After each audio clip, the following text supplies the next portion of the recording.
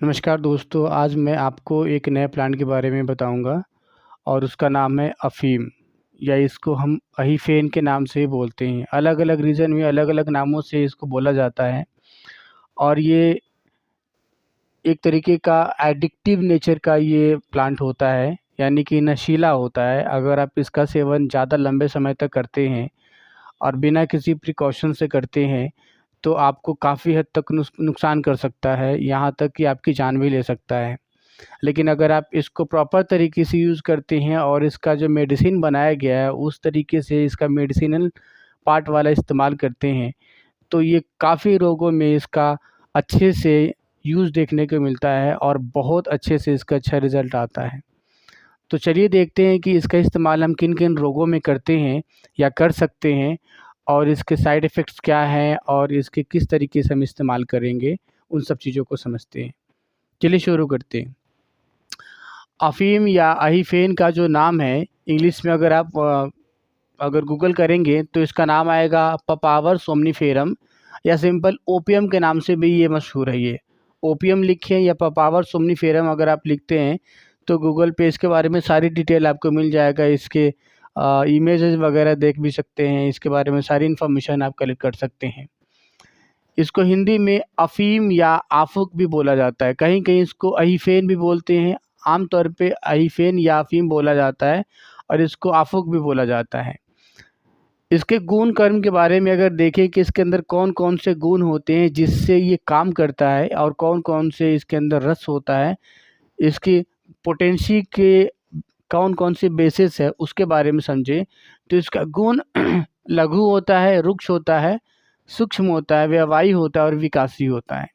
लघु का मतलब हल्का होता है ये, हल्का गुण जिसके अंदर होता है उसको हम लघु बोलते हैं, यानी इसके अंदर एक लघु नाम का गुण होता है जो हल्का इसको करता है। रुक्ष यानी कि ये रूखा होता है और यानी जब आप इसका सेवन करेंगे तो आपके शरीर में हल्कापन महसूस होगा लघु होने के कारण, और रुक्ष गुण होने के कारण आपके शरीर में रुक्षता सी आएगी, जैसे कि स्किन है या होंठ है, ये सूखेंगे, फटेंगे, इस तरीके से लगेगा। सूक्ष्म है तो ये बॉडी के किसी भी पार्ट में बहुत तेज़ी से काम करता है, बहुत तेज़ी से जाता है, यानी इसकी मात्रा थोड़ी-सी भी अगर आप लेंगे तो ये ज़्यादा समय नहीं लेगा एक्टिव होने के लिए, तुरंत ही आपकी बॉडी में चला जाएगा ये। अधिकतर लोग इसका नशा करते हैं। व्यवहारी होने से बॉडी में तुरंत फैल जाता है पहले और विकासी फैलने के बाद ये काम करता है ये। इसका रस की बात करें तो इसके जो अंदर जो रस होता है यानी इसका स्वाद होता है, तिक्त और कसाय कसाय यानी कि कसैला होता है। तिक्त यानी कि कड़वा, यानी कि कड़ैला जैसा होता है करेले का स्वाद का होता है, और थोड़ा-सा कसैला भी होता है। अगर ठंडा-गरम के बारे में बात करें तो ये गरम नेचर का होता है। पेट में टूटने के बाद, डाइजेस्ट होने के बाद ये थोड़ा-सा कटु स्वभाव का हो जाता है और ये मेडिसिन मेद्य रसायन के जैसा नहीं है, ये मादक मेडिसिन है। मादक नेचर का होता है। मादक नेचर कहने का मतलब है जो हमें मादकता लाए, जैसे कि एक आदमी कोई अल्कोहल का सेवन करने के बाद जिस तरीके से बिहेव करने लग जाता है, उसी तरीके का ये इफ़ेक्ट दिखाता है। यानी कि शराब पीने के बाद लोग नशे में हो जाते हैं, सारी परेशानी से दूर सा महसूस करते हैं, उसी तरीके सा होता है। और इसी कर्म का या इसी इसी चीज़ का इस्तेमाल किया जाता है मेडिसिन में। यानी बॉडी में किसी भी तरीके का पेन होता है तो उससे हम बेचैन हो जाते हैं। तो कहीं पर भी किसी भी तरीके का पेन होगा या ऐसा बॉडी में कोई ऐसा डिज़ीज़ हो जाए जो दर्द से जुड़ा हुआ हो, जिसमें सीवियर पेन होता हो, जैसे कि कहीं सर्जरी हो तो उसमें सीवियर पेन हो, या कोई और डिजीज़ जो बहुत ज़्यादा दर्दनाक होता हो, दर्द भरा होता हो या नींद नहीं आती हो, तो उस तरह की डिजीज़ को ठीक करने के लिए या उससे निजात पाने के लिए इसका इस्तेमाल किया जाता है। यानी दर्द की दवा है ये। आप ये समझ लीजिए कि दर्द अगर कहीं होता हो तो आप इसका इस्तेमाल कर सकते हैं। ठीक है? मादक नेचर होने के कारण। इसका प्रयोग अगर हम देखें तो कफ वात विकारों में इसका सबसे ज़्यादा इस्तेमाल किया जाता है। कफ वात यानी कि एक ऐसा डिजीज़ जो कफ और वात दोनों के मिलने से होता हो, उन सभी बीमारी में या उन सभी विकारों में इसका अच्छे से इस्तेमाल होता है। संधि रोग, संधि शोथ। संधि शोथ मतलब कि जहाँ जॉइंट्स पेन हो जाता है, जैसे अर्थराइटिस हो जाता है, तो अर्थराइटिस में या जॉइंट्स के बीच जॉइंट्स के बीच में जो पेन होने लग जाता है, ओल्ड एज के पर्सन को अधिकतर होते हैं ये, हालांकि किसी भी एज में हो सकता है। तो उसमें जो संधि में सोते यानी जॉइंट्स पेन होता है, तो जॉइंट्स पेन के मरीज़ को काफ़ी ज़्यादा दर्द का शिकायत रहता है उठने बैठने चलने फिरने में। तो वहाँ पे इसका लेप लगा के, इसके पत्तियों का आप लेप लगा के उस जॉइंट्स पे और गर्म पट्टी से अगर आप बांध देते हैं तो दर्द ठीक हो जाता है। यानी संधि शोथ में इसका इस्तेमाल करते हैं। फुफ्फुस आवरणीय शोथ, यानी कि फुफ्फुस आवरणीय कहने का मतलब होता है जो प्लूरल मेम्ब्रेन होती है उसके ऊपर, यानी कि हमारा फेफड़ा होता है एक पूरा एक मेम्ब्रेन या एक थैले के चारों तरफ से कवर्ड होता है। उसके अंदर अगर सूजन आ जाती है, जैसे बोलते हैं ना फेफड़े में पानी भर गया या फेफड़े में इन्फेक्शन हो गया है, तो फेफड़े के अंदर इन्फेक्शन होने के कारण जो दर्द पैदा हो रहा हो, तो उस सूजन को और उस दर्द को ये दूर करता है। उसमें इसका लेप लगाते हैं, यानी छाती पे उसी के पत्ते को पीस के और उसका लेप बना के और छाती पे लगा देते हैं। इससे जो दर्द होता है फेफड़े का वो दूर हो जाता है और सूजन भी चली जाती है। नेत्र यानी कि आँखों में, कर्ण यानी कि कानों में अगर सूजन हो, आँख या कान में किसी तरीके का सूजन हो जाता है या दर्द होता है कान में, तो अगर कान में दर्द होता है तो कान के बाहर वाले रीजन में आप इसका जो लेप है वो लगा सकते हैं, या इसके पत्तियों को निचोड़ के उसके अंदर से जो रस निकलेगा उसका आप कान में डाल के आप उस दर्द से निजात और उस सूजन से उस मरीज़ को निजात दिला सकते हैं। यानी कि दर्द में और सूजन में इसका ज़्यादा इस्तेमाल है, चाहे कान का हो या नाक का हो। आप लेप लगा सकते हैं या फिर इसका स्वरस यानी पत्तियों का रस इस्तेमाल कर सकते हैं। देखिए अर्श, अर्श का मतलब जैसे मैंने कि पिछली भी वीडियो में बताया था आपको, अर्श का मतलब होता है पाइल्स यानी कि बवासीर। अगर किसी को बवासीर हो जाता है तो इसका वर्ती बनाया जाता है।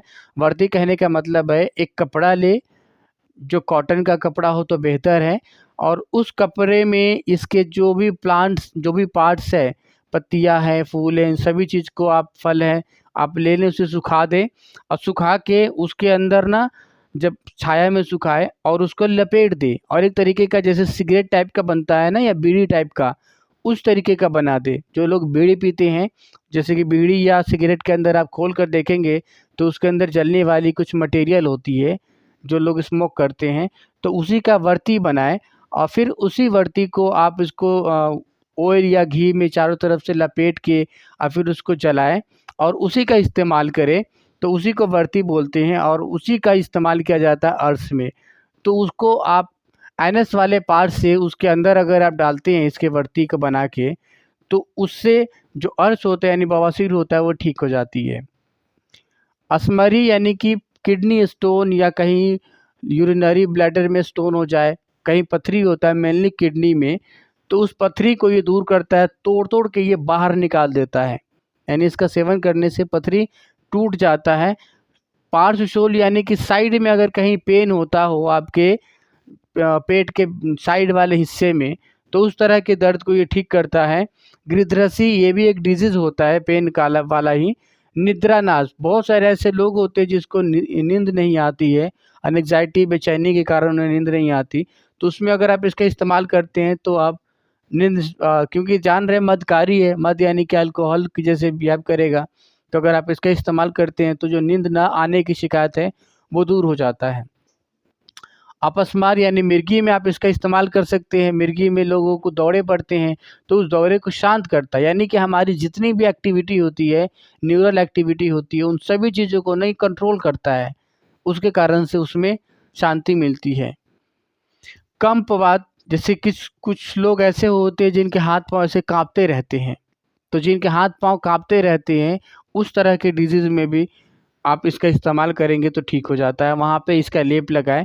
धनु स्तंभ, धनु स्तंभ कहने का मतलब है जैसे कि टेटनस, जिसमें हमारी बॉडी अकड़ जाती हो और जो हमारा रीढ़ की हड्डी है ऐसा टाइट हो जाता हो जैसे कि एक धनुष के जैसा बन जाता हो, उस तरह का शेप अगर बना लेता हो जिसमें पूरा मसल्स में एक तरीके का स्पाज्म हो जाता है, मसल अकड़ सी जाती है, तो ऐसे केसेस में आप वहाँ पे इसका लेप लगाएं तो इसका काफ़ी ज़्यादा लाभ होता है और वो जो धनु स्तंभ वाली शिकायत है वो ठीक हो जाती है। पेट में अगर कहीं सूजन आता हो पेट के किसी हिस्से में, आमाशय में, तो वो आमाशय यानी पेट के हिस्से का जो सूजन होता है ठीक कर देता है। यहाँ अमाशय कहने का मतलब है कि हमारा स्टमक, और यहाँ उदर शूल कहने का मतलब है कि हमारे पेट का पूरा अब्डोमेन वाला रीजन।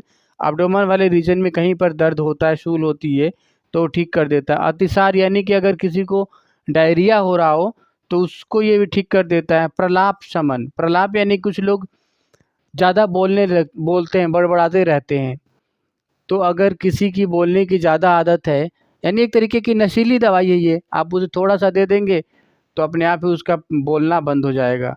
आंतरिक ज्वर यानी कि जो आंतों के अंदर जो बुखार पैदा हो जाता है, या यूँ कहें कि आंतों के अंदर इन्फेक्शन होने के कारण या सूजन होने के कारण जो बुखार पैदा हो रहा है, उस तरह के बुखार को ये दूर करता है, ये आंतों के बुखार को। विसूचिका भी एक ऐसी डिजीज है जो पेट से जुड़ा हुआ है, उसको ही ठीक करता है। कुकुर खांस, कुकुर खांस का मतलब है जैसे कि कुत्ते के जैसे लोग एक डिजीज होती है, खांसी की एक प्रकार होती है जिसमें कुत्ते के जैसे खांसता रहता है बंदा, यानी कि उसकी खांसी शांत ही नहीं होती, एक बार वो खांसता है तो खांसता ही चला जाता है वो, और घरघराहट की आवाज़ आती है जिसमें, उसको हम कुकुर खांस बोलते हैं। जब भी वो खांसने की कोशिश करता है तो एक घरघराहट की आवाज़ आती है, उसी खांसी को हम कुकुर खांस बोलते हैं। तो उसकी ये एक अचूक दवा है ये। फुफ्फुस आवरण शोथ मैंने बता दिया कि प्लूरल मेम्ब्रेन में अगर कहीं सूजन आती है तो उसको ये दूर करता है। इक्षुमेह का मतलब होता है मधुमेह, यानी कि डायबिटीज़। डायबिटीज़ कई तरह के होते हैं। ऐसा डायबिटीज़ जिसमें पेशाब करने पे चींटियाँ या मक्खियाँ भिनभिनाने लग जाती है, या उसके पेशाब के चारों तरफ चींटियाँ घूमने लग जाती हो, उस तरह के डायबिटीज़ को इक्षुमेह बोलते हैं, या उसी को मधुमेह बोलते हैं हिंदी में। तो इस तरह के डायबिटीज़ जिसमें पेशाब करो तो वहाँ पे चींटी उसके चारों तरफ घूमने लग जाए, या उसके पेशाब के तरफ अट्रैक्ट हो, या मधुमक्खी या फिर मक्खी जो घरेलू मक्खियाँ होती है वो सब अट्रैक्ट हो, कीड़े मकोड़े अट्रैक्ट हो उसकी मिठास के कारण, उस पेशाब के, तो उस तरह के डायबिटीज़ को ये आइफेन होता है, ये ठीक करता है ये। नेक्स्ट चीज़ है शीघ्र पतन। ये एक बड़ी ही बेकार बीमारी होती है, आमतौर पे उन लोगों को होता है जो यंगस्टर होते हैं।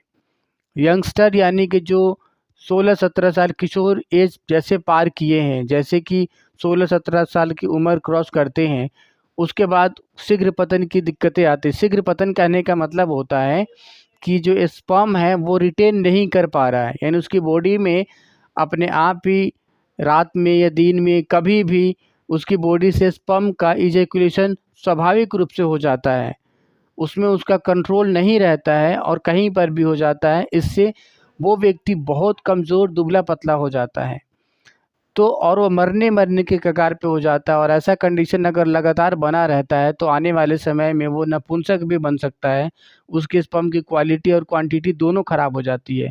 तो जिन व्यक्तियों को शीघ्र पतन की शिकायत होती है उनको ये आइफेन का इस्तेमाल कराया जाता है या इसकी दवाई दी जाती है। इसका कारण यही होता है क्योंकि ये आइफेन होता है जो शुक्र को रोकता है, यानी रिलीज़ करने से रोकता है, यानी कि जो फट अपने आप अगर शुक्र का, दैट मीन्स स्पर्म का रिलीज़ हो जा रहा है, इजैकुलेशन हो जा रहा है, उस इजैकुलेशन को होने नहीं देता है, रोक के रखता है। तो इसीलिए शीघ्र पतन में काफ़ी ज़्यादा ये बेनिफिशियल होता है। शीघ्र पतन को रोकने के लिए, शीघ्र पतन कहने का मतलब है, आपने देखा हो कहीं-कहीं लोग टेंट लगा के रहते हैं, बोलते हैं कि शीघ्र पतन का इलाज ये वगैरह, बट पता नहीं वो किस तरीके से करते हैं, हम कुछ कह नहीं सकते उनके बारे में। लेकिन आइफेन का इस्तेमाल अगर आप करते हैं तो उससे आपको राहत मिलेगा। गर्भपात, गर्भपात का मतलब होता है मिसकैरेज। बहुत सारी ऐसी औरतें होती हैं जो 15 दिन की, 1 महीने की, 2 महीने की, 3 महीने की, यानी पहला जो सेमेस्टर होता है प्रेगनेंसी का, उस पहले सेमेस्टर में मिसकैरेज के चांसेस बहुत ज़्यादा होता है। थोड़ी सी भी कुछ उल्टा-पुल्टा हुआ या नॉर्मल से अब नॉर्मल चीज़ें होती हैं तो मिसकैरेज की तरफ पेशेंट चला जाता है। ऐसे केसेस में उसकी सारी जो उम्मीदें होती है टूट जाता है, ख़त्म सा हो जाता है। तो जो मिसकैरेज को रोकता है या मिसकैरेज को होने से बचाता है वो है ये आइफेन। अगर आप आइफेन का इस्तेमाल करते हैं गर्भवती महिला के अंदर और सही तरीके से, या जिसके अंदर बार-बार मिसकैरेज हो जाता हो, तो गर्भपात से रोक देता है। प्रसव उत्तर वेदना, यानी कि डिलीवरी होने के तुरंत बाद बहुत ज़्यादा पेन होता है, जैसे मैंने शुरू में बताया कि ये पेन किलर ही है, तो उस पेन को से रिलीफ पाने के लिए इस मेडिसिन का इस्तेमाल किया जाता है। शीतजन्य उपद्रव, ठंडी के समय में बहुत सारे ऐसे लोगों को जो ठंडे नेचर के होते हैं, उनको ठंडी से बहुत परेशानी होती है, तो इसका इस्तेमाल कर लेने से ठंडक से राहत मिल जाती है। विषम ज्वर, वही जो कभी भी उसका आने का पैटर्न नहीं है, कभी भी आ सकता है, कभी भी जा सकता है, तेज भी आ सकता है, स्लो करके भी आ सकता है। तो उस तरह के विषम ज्वर को, यानी जो रैंडम फीवर है, उसको ये ठीक करता है। स्लीपर ज्वर, यानी जिनको फाइलेरिया हो जाता है, हाथी पाँव जिसको बोलते हैं, और उस हाथी पाँव में जब हो जाता है तो उसका पैर चलने फिरने में काफ़ी ज़्यादा असहाय सा महसूस करता है, और उस कारण से अगर किसी को फीवर आता है, बुखार आता है, तो स्लीपर ज्वर में ये काफ़ी ज़्यादा लाभकारी होता है, यानी कि उस फीवर को फिर वो ठीक करता है ये। तो इस तरह से इसका जो एक यूज़ नहीं है, मैंने बताया कि आयुर्वेद की जितनी भी ड्रग्स हैं उसका ब्रॉड यूज़ होता है, लेकिन उसका प्रॉपर एक कोई ना कोई एक मेन जो डोमिनेंट फंक्शन होता है। तो इसका जो मेन डोमिनेंट फंक्शन होता है वो होता है पेन किलर, यानी कि किसी भी तरीके की वेदना है, दर्द है, उसको ये दूर करता है, ठीक है। और दूसरा होता है जो ये शीघ्र पतन, यानी कि गर्भपात को या शीघ्र पतन को रोकता है, ये रिटेन करके रखता है ये, ठीक है।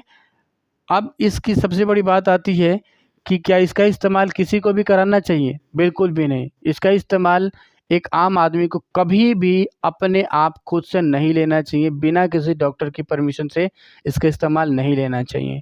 इसका कारण ये है कि ये बहुत ही ज़्यादा एडिक्टिव नेचर का है, मदकारी है। एडिक्टिव नेचर होने के कारण अगर आप इसका इस्तेमाल करते हैं, कुछ ही समय के बाद ये आपको अपने गिरफ्त में ले लेगा ये मेडिसिन, और आप इसके आदी बन जाएंगे। जैसे कि कोई लोग अल्कोहल यानी शराब वगैरह का या किसी नशीली चीज़ का इस्तेमाल करके हो जाता है। ये एक नशीली दवा है, ये बहुत ही इससे नशा होता है। तो अगर आप थोड़ी सी शुरू में इस्तेमाल करेंगे तो आपको इतना अच्छा लगने लग जाएगा कि आप इसका बार बार इस्तेमाल करना चाहेंगे, और उस केसेस में फिर आप इसके आदी बन जाएंगे, और ये आपका सब कुछ नष्ट कर सकता है। ये किडनी जैसे जो ऑर्गन्स होते हैं, इन सभी के ऊपर बुरा प्रभाव करता है अगर इसकी डोज थोड़ी बहुत ऊपर नीचे हुई तो। और अगर आपने सही तरीके से नहीं लिया है, कुछ समय के बाद इसको नहीं छोड़ा है, अगर नहीं ठीक हो रहा है, तो फिर आपको इसका आदी बना देगा। इसलिए इसका इस्तेमाल करने से पहले आप किसी एक डॉक्टर से मिले, अगर वो आपको सजेस्ट करते हैं तो सोच समझ के फिर आपको देंगे। बच्चे को, एक वृद्ध व्यक्ति को, या फिर एक प्रेग्नेंट लेडी को कभी भी इस तरह की दवाई नहीं लेनी चाहिए बिना किसी डॉक्टर से मिले हुए, या किसी जो कमज़ोर व्यक्ति है जिसका इम्यून सिस्टम कमज़ोर है उसको। नेक्स्ट चीज़ है, जब आप इसका लें तो इसका डोज का ध्यान रखें, डॉक्टर की सलाह से लें, खुद से कभी भी इस दवाई को लेने का प्रयास भी ना करें, ठीक है।